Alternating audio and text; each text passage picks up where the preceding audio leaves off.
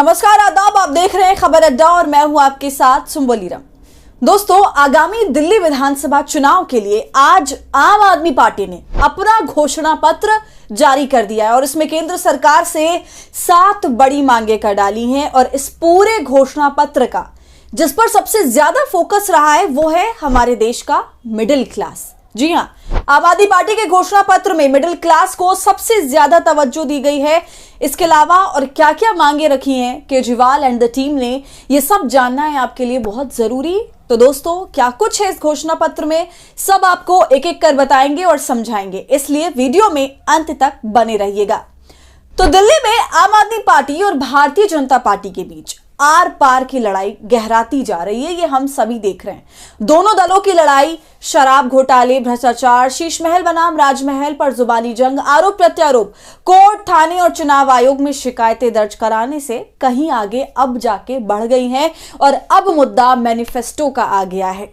वरना इससे पहले बात भाजपा के संकल्प पत्र पर छिड़ी हुई थी, क्योंकि उसने अपने दोनों संकल्प पत्रों में लगभग वही सारी बातें और योजनाओं का जिक्र किया है जिसका ऐलान आम आदमी पार्टी पहले ही कर चुकी है। तो ये कॉपी करने वाला मामला तो अब भी बरकरार है और केजरीवाल इस पर लगातार हमलावर भी हैं। लेकिन अब दोनों ही दल बारी बारी से मैनिफेस्टो के अंश जारी करके जनता को अपने अपने पाले में लाने की जुगत में जुटे हैं।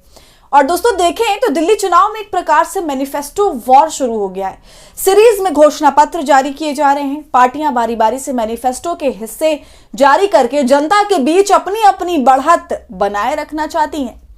तो आज बुधवार को आम आदमी पार्टी के राष्ट्रीय संयोजक और पूर्व मुख्यमंत्री अरविंद केजरीवाल ने एक बार फिर अपना मैनिफेस्टो जारी किया है।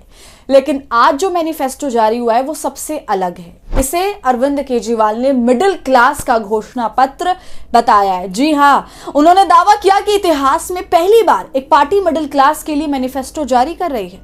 पूर्व सीएम ने मिडिल क्लास को देश का असली सुपर पावर बताया।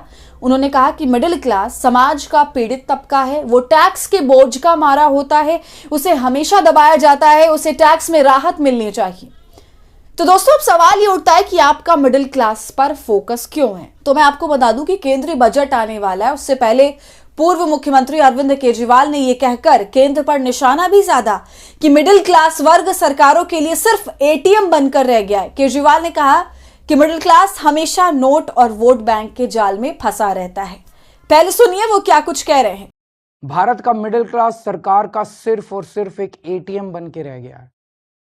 सच बात तो यह है, the Indian middle class is victim of tax terrorism. सच्चाई है कि इस वर्ग को सबसे ज्यादा हमारे देश में परेशान किया जाता है और कोई देश नहीं है जहां मिडिल क्लास को इतना परेशान किया जाता हो। दोस्तों, इसी के साथ केजरीवाल ने केंद्र में 7 तरह की जो मांगे रखी हैं वो कुछ इस प्रकार है। शिक्षा का बजट 2% से बढ़ाकर 10% किया जाए। उच्च शिक्षा के लिए सब्सिडी और स्कॉलरशिप दी जाए। हेल्थ का बजट भी 10% किया जाए। हेल्थ इंश्योरेंस से टैक्स हटाया जाए। इनकम टैक्स की छूट की सीमा 7 लाख से बढ़ाकर 10 लाख किया जाए। जरूरी चीजों पर से जीएसटी खत्म किया जाए। सीनियर सिटीजन्स के लिए मजबूत रिटायरमेंट प्लान और पेंशन की योजना बने। देश के सभी सरकारी और प्राइवेट अस्पताल में उनका मुफ्त इलाज हो। इसके अलावा उन्होंने कहा कि रेलवे में बुजुर्गों को मिलने वाली छूट को फिर से लागू किया जाए। आज मैं केंद्र सरकार से 7 डिमांड कर रहा हूं, 7 पॉइंट डिमांड्स मिडिल क्लास की तरफ से। पहला, शिक्षा का बजट 2% से बढ़ा के 10% किया जाए। प्राइवेट स्कूलों की फीस पे लगाम लगाई जाए पूरे देश में। दूसरा, उच्च शिक्षा के लिए, हायर एजुकेशन के लिए सब्सिडी और स्कॉलरशिप्स दी जाएं। तीसरा, हेल्थ का बजट भी बढ़ा के 10% किया जाए और हेल्थ इंश्योरेंस से टैक्स हटाया जाए। चौथा, इनकम टैक्स की छूट की सीमा को 7 लाख से बढ़ा के कम से कम 10 लाख किया जाए।